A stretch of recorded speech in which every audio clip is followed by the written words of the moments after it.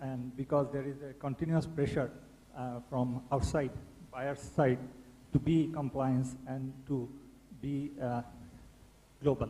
So how we can adapt the cost of doing business to comply with this system? That is my actually question, because we have seen that when there is a pressure that goes to the private entrepreneur to adapt with the certification things. So how we can overcome the situation? That is my question. Great, great. And then there was a question just near you here.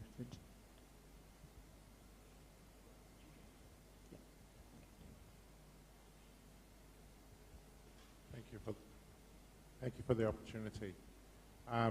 The first issue I'd like to raise is you have to be very careful how you approach the idea of, you know, fair day's wage or fair day's work.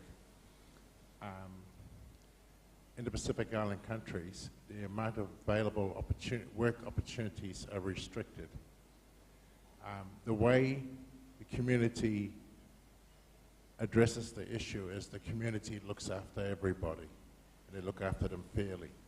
Then you start paying wages to certain people who work in the community, and before you know it, the rest of the community are saying, should we be looking after these people when they've got wages to pay their way?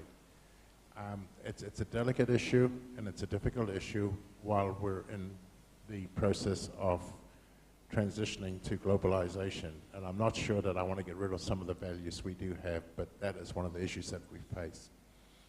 Now, the question I'd like to ask is, from our point of view, it's difficult to get certification in these areas. And in fact, I've sought certification for some of the products that we produce. And the answer has been, that's not one of the products we have in our portfolio. So how do we go about doing so? How do we achieve global GAP certification as an example for our agricultural producers? Because the nearest metropolitan city is actually Auckland. It's 4 hours, 20 minutes away, about 1,600 miles away.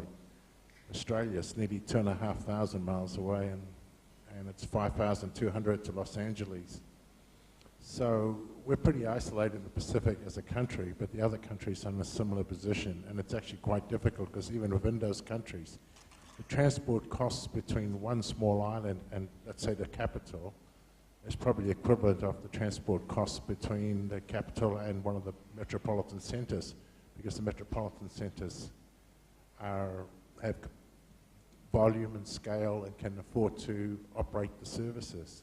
So these are the real issues we face in trying to access these markets.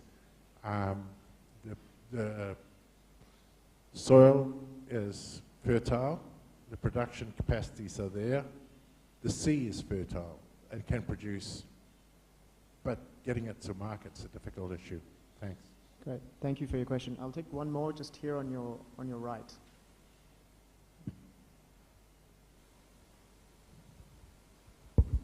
Thanks very much, moderator, and thanks for the presenters. My comment or question is going to Ms. Paula, and certainly it's to do with the organic cotton production. Basically, Uganda is one of the countries which has embarked on growing organic cotton, and there has been some gains in the past years. But the biggest problem we have in our country is everybody knows organic production because you don't use fertilizers, you don't use pesticide. The yields, the farm level yields are much lower than the normal conventional cotton. But the problem we have is the price differential between organic cotton and the conventional cotton is not commensurate, is not compensating enough to encourage or sustain these farmers who have taken on organic cotton to maintain them, because I can't look at my neighbor's total benefit from his or her farm going beyond mine for the next 3 years for me to be encouraged to remain in organic cotton. So I'm wondering whether you have been very happy to learn that you are proposing the issues of labor rates worldwide or at least at the national level, what are you doing in terms of pricing for organic cotton in order to motivate these farmers to continue growing organic cotton vis-a-vis the normal conventional cotton? Thank you. Great, thank you for your question. We'll have another round of questions for the other ones. Let me just quickly summarize. So there is a question here on what can trade promotion organizations do to promote this market? And I think great to have Nigel and Rob talk about that specifically to do with your own standards. Then there's a second set of questions which have all been around costs. So one on the compliance side itself, just actually putting those kind of things into your factory. The second around then the transaction costs of getting the certification, especially if you're far from the offices or in Pacific Islands. And then the third around the price angle of it, that even after you do all of this, are you getting the right price signals? What can we do to increase the price?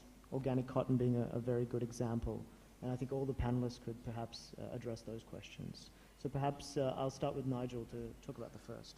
Okay, thanks very much for those comments.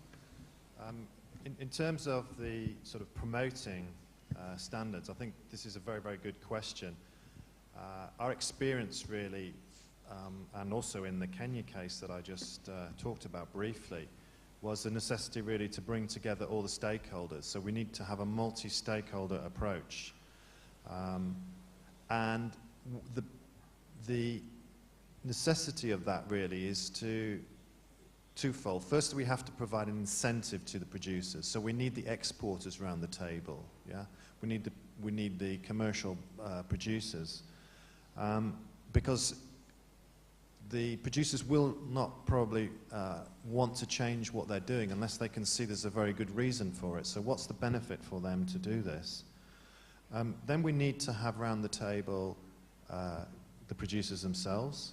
We need to have round the table the people who can actually support the development of better standards. So the extension services, the government departments, the private and public sector working together, as I said, essentially. And the philosophy should be, well, let's think global but act local here. So what can we practically do on a local level? How can we adapt the standards to the national circumstances? Because the standard can be adapted to meet the different country requirements, and this is also really, really important. So essentially we get this sort of multi-stakeholder group together that can start to get some local action and some local momentum, and this has been replicated in Global Gap's case probably about 30 or 40 times. We have national technical working groups who bring together these different stakeholders in order to move things forward. So it's very much a bottom-up approach, not top-down. It's driven really from a local level, and I think the key thing really is to get the incentive for the producers and get everybody working together in that way. Terrific. Rob, if you could perhaps address it from the FLO's perspective. Yeah. In fact, I think Nigel's comments echo very much our position on this, particularly the point about being bottom-up and getting all the stakeholders together. I think that's essential, otherwise it's not going to work. I also think that there's something to be said around just getting to know the standards and getting to know the process so that you're able to communicate what it's about in country rather than people from outside country talking about it. So the more you know about how these things work, the more you can communicate directly internally. I'd also suggest that it's worth getting to know more about the markets in which, for instance, fair trade products are sold and the kinds of companies that are actually selling those products in developed world markets, and looking to see where there is a coincidence of your products and those markets, because clearly if there isn't a market, you're going to be struggling somewhat to get any traction.